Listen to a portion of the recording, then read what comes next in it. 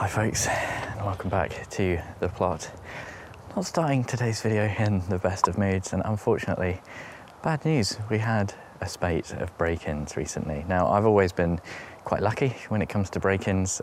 It's very rare. Sometimes people kind of root around in that shed, but it's not exactly appealing, is it? That shed doesn't scream valuables inside, and I never lock it. But what I did do, coming into the shelter for a minute, what I did do was bring my crowbar up for a few days because I was working on the pallets and it was literally here for 2 days. And when they went in the shed, they found the crowbar. It was actually quite hidden as well. I've not put it on videos or anything. I always get a bit paranoid. Maybe someone's watching my video.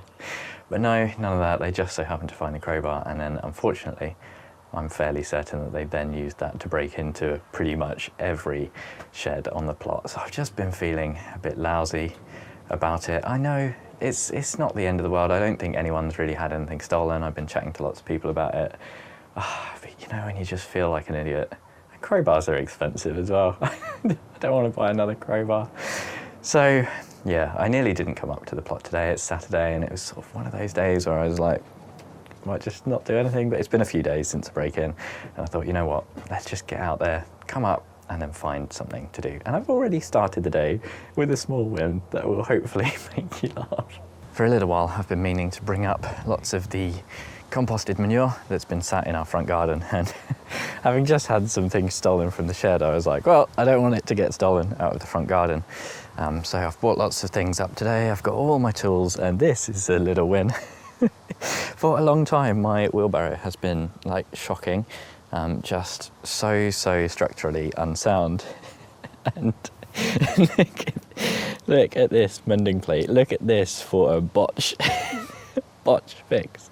Basically, I'll show you a picture, but these had just completely corroded the metal under the bolts. So I thought, well, I'm sure I've got some mending plates. And I have tiny little T mending plates, and I've had to drill a hole to actually let the bolts get through, but it did work, and now we actually have a working wheelbarrow, so I can offload some of the manure onto the new plot. I've got a feeling this is going to be one of those days, folks. I literally just got the camera ready.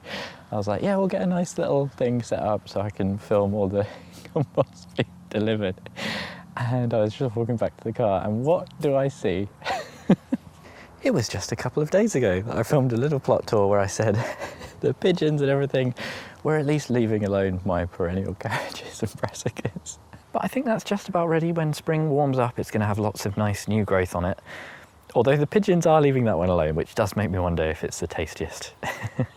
Literally, what has gone on here? They've just absolutely decimated it. This one is a Taunton Dean Kale.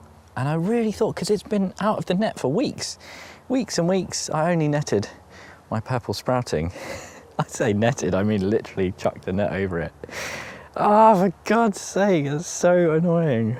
I really told myself that today was going to be it was going to be positive. I wasn't going to focus on the break-in or do like a really sad looking thumbnail. You know, where I'm like really dramatic about the break-ins. I was just going to try and get back on it, be really happy. But, you know, when you're already in just not a great mood and you see something like that, and it's just like, what's the bloody point? Let's get this compost moved. Let's have some more wins. Oh, dear me.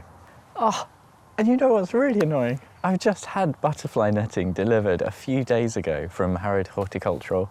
They very kindly sent me some goodies, and if I'd just come up when it arrived, I could have saved those brassicas. Spilled milk, isn't it? No use crying over spilled milk. There are some strawberries in here, so I'm just trying to avoid most of the strawberry plants.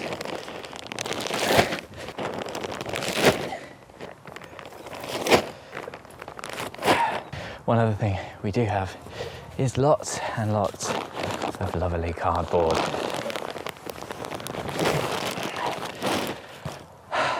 Brilliant. Made that look easy. And that's after fixing the wheelbarrow. I'm just going to chuck this down here for now. I could, if I was being sensible, get this on the beds. But as I mentioned in my recent tour, which you can see up here, of the new plot, or the plot extension, I want to do lots and lots of filming on there with kind of guides and talking about starting a new allotment. And I don't want to do that with loads of cardboard and mulch already all over the place. So for now, it's just going to go here for a few days, and hopefully this can weigh it down. These bags are quite heavy. Win number one, we've got the compost out of the front garden. And do you know what? I thought maybe 50 bags of this composted manure was way too much, complete overkill. But actually, it's really not. when you've got a whole new half plot that you want to go no dig on, it's a good thing I got so many. Now, I wasn't 100% sure what I was going to get up to today, but I think when you're in a bit of a funk like this, you're having a bit of a crap day, it's great when you've got some manual labour that you can just zone out and get stuck into. And I did have it in the back of my head. I was going to get all of this very poorly composted material on the top, flipped over into this newly renovated compost bay, and then I can start to think about tinkering with this bay when it's empty and getting it kind of upgraded like this one, which is now like lovely and coated on the inside, and I'm so happy with it. I do still need to look at the lids, but hey, that can wait. So I'm going to do that. I'm going to get my headphones on and just zone out, get stuck into this, and let you know how it goes and how I'm feeling afterwards. So how's it looking? Well, I was secretly hoping, I was kind of downplaying it a bit, I was secretly hoping we'd find some really nice compost in here. It's not really been turned. I've never really made very good compost. I always have a bit at the end of the season, and that's one of the reasons I'm kind of doing all these upgrades and also just buying loads of stuff in this year, because I think it's just necessary. You have to have compost. You have to be able to kind of fuel your allotment. And let's have a little look at what we're turning through here.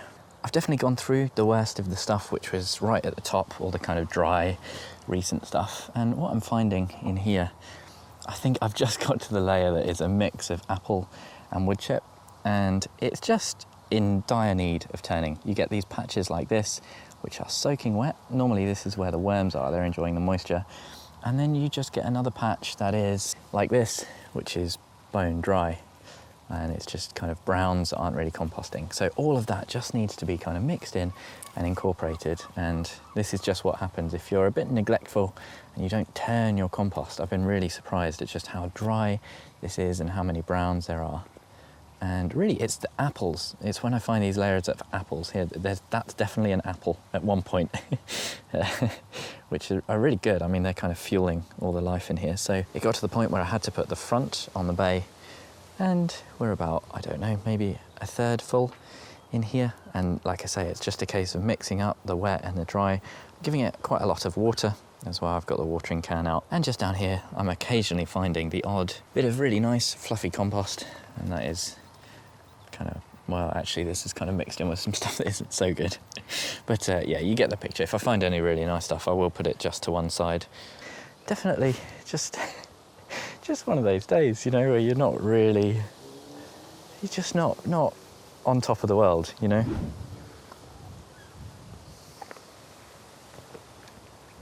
I also didn't quite clean out my thermos, and there's a slightly, it's not quite right. Just one of those days where every little thing just not quite right. So quite a lot of time later, but it is done. I've moved the entire contents of that first bay into the second, and it's not great. It's really not great stuff. None of that is going in pots or on the bed. It's going to take a little while longer to break down. The main thing is it's just too brown, actually, which I really wasn't expecting. Certainly not an issue I've had before. I added quite a lot of wood chip throughout the year to kind of offset it getting way too claggy and wet, which is normally what happens. So we'll have a little look, but it just, it's one of those jobs that if you're in the mood for, like I was today, to be honest, just getting stuck into something, switching the brain off, just doing it, it's really nice and meditative.